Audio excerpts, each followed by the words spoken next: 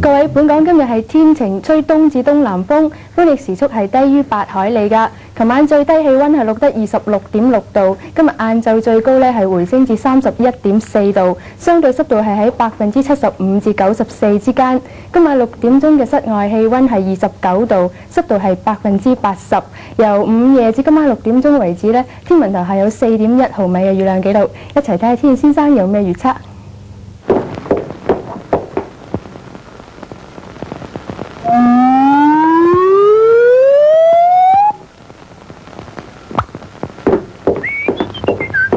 預料係會吹和緩嘅東至東南風，除有幾陣驟雨之外咧，天色係晴朗㗎。今晚氣温係會降至27度，而聽日最高約回升至32度左右。澳門方面咧都係除有幾陣驟雨之外咧係天晴㗎。睇下天氣圖。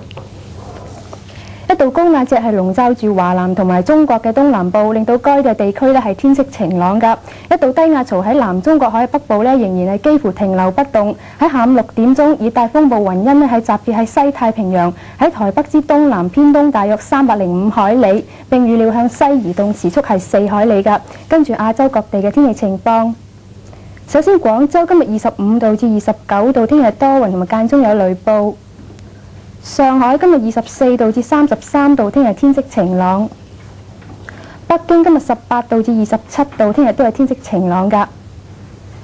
漢城今日19度至22度，聽日天色多雲。東京方面呢，今日16度至19度，聽日天陰有雨㗎。